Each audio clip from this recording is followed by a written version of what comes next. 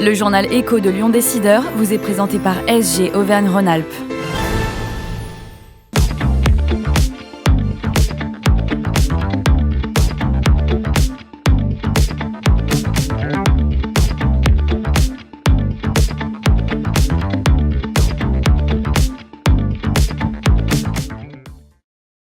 Bonjour, très heureux de vous retrouver dans le journal Écho de Lyon Décideur.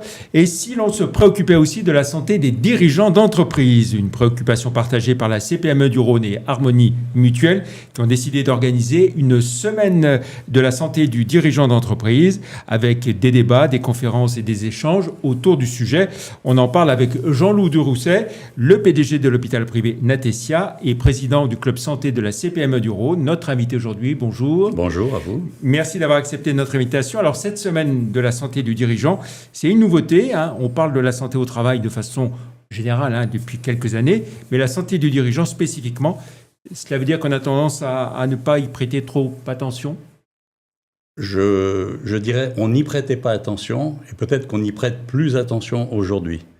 La santé du dirigeant, elle est tellement importante quand on a un chef d'entreprise, et la CPME, vous le savez, c'est les petites et moyennes entreprises. Et donc le dirigeant, c'est un peu l'élément clé de ces entreprises. Et sa santé, bien évidemment, nous préoccupe tous les jours. Et puis on s'est rendu compte avec le temps, et aussi les préoccupations que l'on a pu développer sur les risques psychosociaux dans l'entreprise, que finalement, le dirigeant, il avait une façade, et que cette façade cachait parfois des problématiques qui méritaient aussi d'être mises en avant. Alors, pas question toutefois, on va dire, d'opposer les dirigeants et leurs salariés. La preuve, dans les deux organisateurs, il y a la Harmonie Mutuelle aussi, une mutuelle au service de tous les adhérents, salariés comme dirigeants. Ce qu'on pense à la CPME, c'est que les dirigeants, c'est des gens comme les autres. Ils ont le même partenariat, le même équilibre entre leur vie professionnelle et leur vie personnelle, chose que l'on défend aussi pour les salariés des entreprises.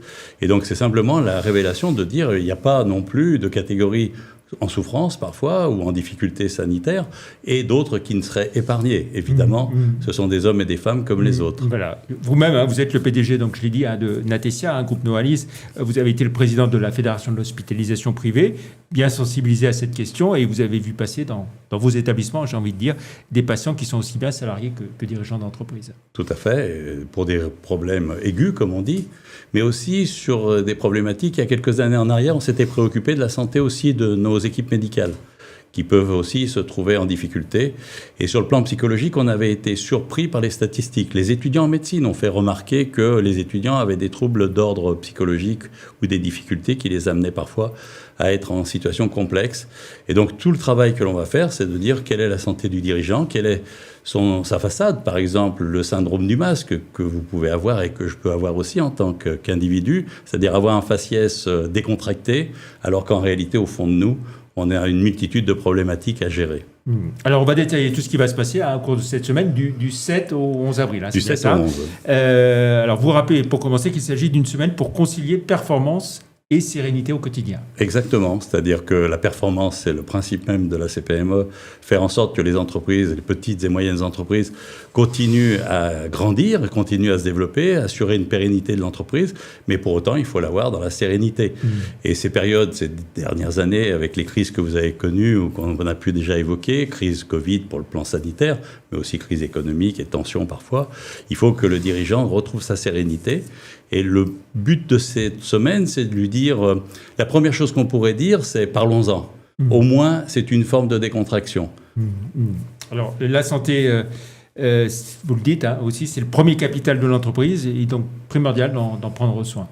Oui, c'est le premier capital et je suis bien placé pour savoir que le rôle que j'ai dans la vie professionnelle, c'est de remettre les gens en bonne santé si on peut, et donc faire en sorte que ce capital puisse servir et servir l'entreprise. Un dirigeant affaibli, c'est toute son entreprise qui est aussi affaiblie, et il va falloir qu'on puisse aborder les différentes choses. Alors la soirée de lancement le 7 avril à 19h, avec ce débat, la santé du dirigeant, un enjeu clé. On compte beaucoup sur cette soirée. C'est la première fois que des dirigeants vont se rencontrer pour peut-être avouer aussi leurs problématiques, leur perception de leur santé, la façon dont ils la vivent, que ce soit de la santé liée aux pathologies qu'ils peuvent avoir dans la vie ou des problématiques, mais aussi sur leur psychologie. Et se dire simplement entre collègues, j'ai des moments de faiblesse ou j'ai des points à régler. Parlons-en, soyons ensemble et on va essayer de régler les difficultés. Ensuite, le 8 avril, hein, donc ce sera le mardi, des débats et des ateliers toute la journée sur le thématique générale, la gestion du stress et santé mentale. Donc, il y aura à la fois bien dans sa tête, bien dans son rôle, optimiser son temps pour réduire le stress, et puis ce trio gagnant du dirigeant, mental, sport et nutrition. Voilà, alors on essaye de montrer que justement les trois peuvent se marier, c'est-à-dire assumer son stress, ça fait partie bien évidemment de notre travail, avoir cette résilience, mais aussi comment on peut le régler par des activités ludiques, du sport ou des activités plus ludiques, et puis avoir une nutrition, une alimentation, puisqu'on le sait que le stress et les problématiques amènent parfois à des conduites pas déviantes, mais des conduites un peu addictives, et qu'il faut être vigilant sur ce type de pratique. Et donc une bonne nutrition, c'est un peu un corps sain, un esprit sain dans un corps sain qu'on essaiera de développer cette soirée-là. Voilà, pas uniquement manger un sandwich sur le pouce. Ça peut arriver parfois, mais pas uniquement, comme vous avez dit. Alors, le 9 avril, il sera question d'engagement et de qualité de vie au travail. Oui, je pense que tout le monde est dans cette recherche-là, le dirigeant comme les autres. Vous évoquiez le sandwich, c'est pas forcément une qualité de vie de prendre un sandwich, il faut se donner du temps pour ses collaborateurs, du temps pour soi-même, du temps pour sa famille, et cette répartition bien pensée du temps du dirigeant par rapport à toutes ses obligations aura des répercussions positives sur l'ensemble des salariés, puisqu'ils partageront la même vision de la relation au travail et du temps consacré. Et le dirigeant qui vous dit « mais le temps, je ne l'ai pas, je cours tout le temps après le temps ».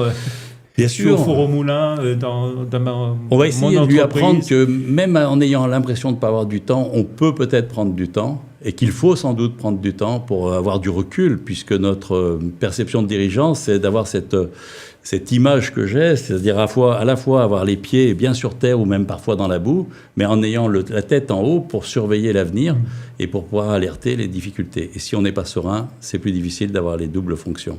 Voilà. Et puis alors le 10 avril, le jeudi, équilibre et durabilité en santé. Oui, parce que si on est équilibré, l'entreprise, ce qu'on fait tous au quotidien, c'est essayer de pérenniser nos entreprises. Et donc le capital santé, c'est aussi la pérennité de l'entreprise. Et donc il faut un système équilibré qui permette de pérenniser d'abord la relation avec nos collaborateurs et aussi pour l'entreprise, une santé de fer pour un dirigeant de fer. Alors tout ça, ça se passe à Lyon. Est-ce qu'il y a la volonté aussi de porter le débat au niveau national La CPME, ici, dans le Rhône, on a vocation avec Franck Maurice d'élargir le débat. Mais je pense que nos autres fédérations le prennent aussi à bras-le-corps. C'est un sujet majeur. On ne peut pas aujourd'hui considérer que l'entreprise, entreprendre, ça se passe sans cette considération-là. Et j'espère que demain, on pourra faire un débat plus national avec des préoccupations différentes. Qu'est-ce qu'il faut changer, selon vous, en priorité ? D'abord, se reconnaître dans ses forces, mais se reconnaître aussi dans ses faiblesses. C'est-à-dire que l'image du dirigeant qui supporte la totalité, qui gère la crise comme il peut gérer le bonheur de réussir, c'est une image, je dirais, d'Épinal. La réalité est bien différente. Chaque homme a ses propres problèmes, ses problèmes personnels qui viennent impacter, et considérer que la prise en compte de la santé du dirigeant, comme la santé des salariés ou des équipes, fait partie du monde du travail, ça sera une solution possible. On sait que le patron de PME, en règle générale, il ne s'écoute pas, il se donne à fond et en permanence. Donc il faut arriver à convaincre en priorité que les patrons que leur propre santé est essentielle pour eux-mêmes et pour leur entreprise en même temps. C'est pas moi qui vais leur dire le contraire. Ouais. C'est-à-dire que si on est dirigeant, la première chose que l'on doit faire, c'est de sécuriser. J'ai quelques anecdotes là-dessus, mais quand vous rencontrez un banquier qui vous fait le bonheur de vous prêter un peu d'argent, la première chose qu'il vous dit, c'est quel est votre état de santé. Puisque lui, ce qui l'intéresse, c'est l'engagement dans la durée. Et donc, il nous rappelle à juste titre qu'entreprendre et diriger, c'est bien, mais avoir une bonne santé pour continuer à le faire, il va falloir le maintenir. Et c'est ces éléments-là qu'on voudrait réintégrer. Alors, cette semaine, la santé du dirigeant d'entreprise, avec donc, CPME et Harmonie Mutuelle, elle s'insère aussi dans le cadre de l'activité du Club Santé que vous présidez, Club Santé de la CPME du Rhône. Alors, moi, j'aime bien cette notion de petite et moyenne entreprise. Et avec Franck Maurice, on a découvert qu'en fait, que la santé et le secteur santé, c'était toute une flopée, j'allais dire, d'acteurs très diversifié. Vous avez évidemment les pharmacies que l'on imagine, les biologistes qui sont des entreprises, vous avez des cabinets médicaux, vous avez des acteurs qui travaillent dans le secteur de la santé mais sur la formation, vous avez des gens très diversifiés. Et donc le principe du Club de la santé, c'est de dire en fait, au lieu d'avoir une vision, j'allais dire, en tuyau d'orgue où on voit les établissements de santé, les biologistes d'un côté, les pharmaciens, on rassemble tous ces gens-là et on échange en disant le système de santé, quelque part, qu'est-ce que c'est ? Et être entrepreneur en santé, qu'est-ce que ça comporte ? Comment on fonctionne dans le système de santé quand on est aussi diversifié ? C'est un petit groupe sympathique où on aborde des sujets, que ce soit les crises Covid qu'on a pu imaginer, ou les modalités de tarification, ou l'avenir de la sécurité sociale, mais aussi les pénuries de personnel, les engagements qu'on peut prendre vis-à-vis des équipes et des soignants. Et ça nous permet d'échanger avec des points de vue différents. Moi, je dirige un établissement sanitaire, ça m'intéresse d'avoir l'avis de la pharmacienne, l'intérêt du biologiste, et ça permet une fois tous les 2 mois à peu près. Tout le monde dans ce club santé et... Tout le monde est le bienvenu. On arrive avec sa vision des choses. On peut être fabricant de prothèses et on discute avec les établissements sous un autre regard que de rapport entre fournisseurs et clients ou inversement. Et ça nous permet de partager quelque part un peu la vision qu'on a du système de santé, surtout que c'est un système chahuté, comme vous le savez, avec des problématiques de déserts médicaux, de pénurie de personnel, de rupture d'alimentation des produits. Enfin, si on prend que les choses négatives, on a une liste qui est importante et c'est bien de se rencontrer en disant « j'ai trouvé des solutions par rapport à ça ».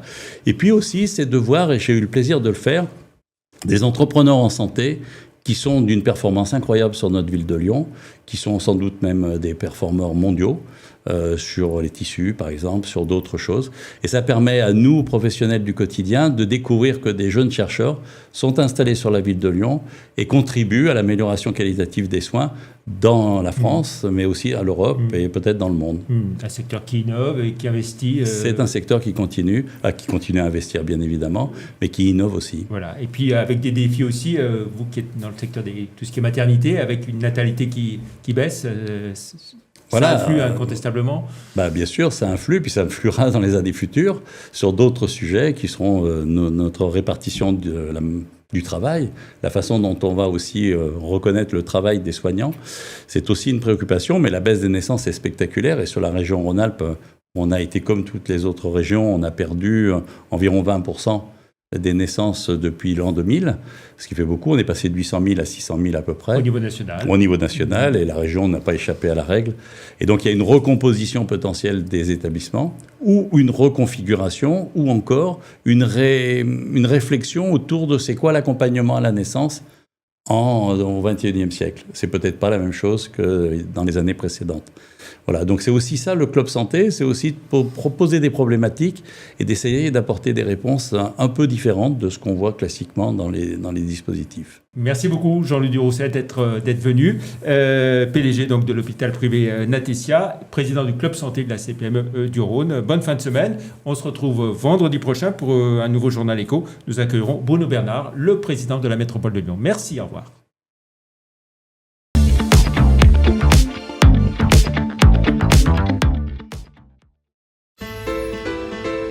Le journal Écho de Lyon Décideur vous est présenté par SG Auvergne-Rhône-Alpes.